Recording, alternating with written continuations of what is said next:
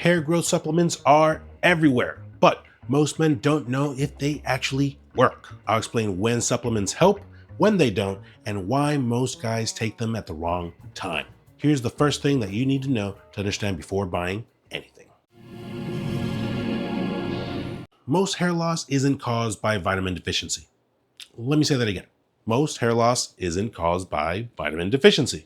I know that sucks to hear, especially if you just dropped about $50 on a bottle of biotin that does just about as much for your hair. Here's what's actually happening. The three main causes of hair loss are genetics, hormones, and inflammation, not a lack of vitamins. Think of it like this. If your house is on fire, taking a multivitamin isn't going to put out the flames. You need a fire extinguisher. But here's where it gets interesting. If you do have a vitamin deficiency, supplements can absolutely help. The problem is that most guys are guessing. They see hair in the shower drain and they panic, and then they start popping biotin like it's candy. According to research, only about 80% of people are deficient in vitamin D. Iron deficiency is more common in women, but less so in men. And true biotin deficiency, it's actually pretty rare unless you have a genetic disorder, or you're eating raw eggs, Rocky Balboa style, every day for some reason. So the real question isn't, do supplements work? The real question is, do you need them? And most guys never figure that out. All right, so if most supplements are a waste of money, which ones actually move the needle? There are three, and only three. Number one, vitamin D. If your levels are low, your hair follicles literally can't function properly. Vitamin D receptors are found in your hair follicles. When you're deficient, your hair growth cycle gets all messed up. Studies show that people with alopecia have significantly lower vitamin D levels than people with healthy hair. You want your blood levels to be at least 60 nanograms per millimeter. Most doctors will tell you that 30 is fine, but for hair growth, you need more. I take 5,000 IU daily, but get your levels checked first. Don't just guess. Number two, iron. This one's huge for women, but guys can be deficient too. Iron carries oxygen to your hair follicles. No oxygen, no hair growth. It's as simple as that. But here's the tricky part. You need to test both for your serum iron and your ferritin levels. Ferritin is like your iron savings account. You want it above 70, but ideally around 100. I've seen guys spend thousands on treatments while their ferritin level was sitting around 20. It's like trying to fill a bucket with a giant hole at the bottom. Number three, zinc. Zinc deficiency literally causes hair loss. It's one of the most well-documented connections in hair research. Zinc helps with protein synthesis, and guess what your hair is made out of? Protein. You want your zinc levels to be in the middle of the normal range. Too little and your hair falls out. Too much and you can actually block iron absorption. It's all about balance. But before I go any further, let me tell you what I wish that someone would have told me when I first started losing my hair. Supplements work from the inside, but your scalp needs support from the outside too. That's why we put together the starter kit. It's got the main growth elixir, over 40 botanicals that support scalp health, circulation, and follicle strength, plus a scalp stimulator tool to help prep your scalp. If you want to grab it, go to watchstylemain.com, add the main growth elixir to your cart, and use the code FRESHSTART at checkout. The scalp stimulator gets added automatically at no extra cost. This is a February only batch, so if it's gone, it's gone. All right, back to the supplements. Let's talk about the elephant in the room. Biotin, the hair growth world's golden child, the supplement that everyone swears by, the one that your barber probably told you to take. Here's the truth. Biotin is basically useless unless you have a rare genetic disorder. I'm not making this up. A major medical review from 2024 looked at hundreds of studies on biotin and hair growth. Want to know what they found?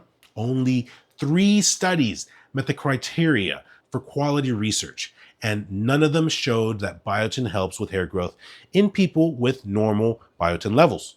Let me repeat that. If you don't have a biotin deficiency, taking more biotin probably won't help your hair grow. But wait, it gets worse. High doses of biotin, like the 5 to 10,000 microgram pills that you see everywhere, can mess with your lab tests. We're talking thyroid tests, cardiac markers, even pregnancy tests. The FDA has issued warnings about this. People have ended up in the ER because their biotin supplements made their heart enzyme levels look like they were having a heart attack. So, why do so many people swear by biotin? Well, there's two reasons behind that. First, the placebo effect is real. If you want to believe something will work, you might notice positive changes, even if the product isn't doing anything. Second, hair grows about half an inch per month. If you start taking biotin around the same time that your hair was going to grow anyways, you might think that biotin caused it. It's like doing a rain dance right before a scheduled sprinkler system turns on. You think that your dance worked, but the sprinklers were going to turn on anyways. Most people get plenty of biotin from food: eggs, salmon, avocado, nuts. If you're eating these foods, you're probably getting enough biotin already. The recommended daily amount is only about 30 micrograms. That is tiny. Yet the supplements you see at the stores are selling you about 5,000 or even 10,000 micrograms. That's like hiring 300 construction workers when you only need one. I said one. You only need one. Those extra workers are just standing there doing nothing. Now, let's talk about the big boys. The premium supplements, the ones that go for 60 to 80 bucks a month. Nutrafol and Viviscal. These are the names that you see all over Instagram. Do they work? Kind of, but not the way that you think. Nutrafol has some decent clinical studies. In randomized controlled trials, people taking Nutrafol showed a 10.4% increase in terminal hair count after 180 days, compared to 3.5% in the placebo group. That's real. That's science. But here's the catch. Nutrafol isn't just biotin. It's a multi-target formula. It's got ashwagandha for stress, curcumin for inflammation, and saw palmetto for DHT blocking. So it's not a magic pill. It's a system, and systems work when you work them. Viviscal is centered around a marine protein complex. There's some high-quality evidence that it can improve your hair count. But a Bayesian network analysis found that its regrowth efficacy in men wasn't statistically different in placebo in certain trials. Translation, it might work for some people, but it's not really a guarantee. So here's a real kicker. The monthly cost of Nutrafol is nearly 4 times that of finasteride. You're paying for convenience and the lack of side effects. But the cost per terminal hair increase is significantly lower for pharmaceuticals. So if you're on a budget, these premium supplements might not be the best bang for your buck. Now, there's one more supplement that I want to talk about, and it's called ALRV5X. It's called ALRV5XR, also known as replinology. This is a multi-molecular botanical system. It's got an oral supplement shampoo, conditioner, and a topical serum. And in a 24-week study, it showed superior efficacy compared to nearly all others tested interventions, including minoxidil and finasteride. Women saw 30.09 terminal hairs per square centimeter. Men saw 21.03. That's higher than low-level laser therapy, minoxidil, and finasteride. The key difference, ALRV5XR, got it right, was the only intervention categorized as continuous, meaning hair regrowth continued, literally, or accelerated through the 24-hour study. Minoxidil and finasteride often showed strong early efficacy, followed by resistant effects, where regrowth flatlined or even regressed after 12 to 16 weeks. So, a multi-molecular botanical approach may overcome the biological resistance that often limits the long-term effectiveness of a single drug. Pretty cool, right? Again, it's not cheap and it requires consistency. So, when do supplements actually help? There are 3 situations. Situation number 1, you have a documented deficiency. If your blood work shows low vitamin D, low iron, or low zinc, supplementing can absolutely help. This is the most straightforward scenario. Situation 2, you're under extreme stress or going through a major life change. Stress can deplete your body's nutrient stores. If you're a new dad running on 4 hours of sleep, your body might not be absorbing nutrients as well as it should. In this case, a good multivitamin can help fill in the gaps. Situation number 3, you're using supplements as part of a comprehensive approach.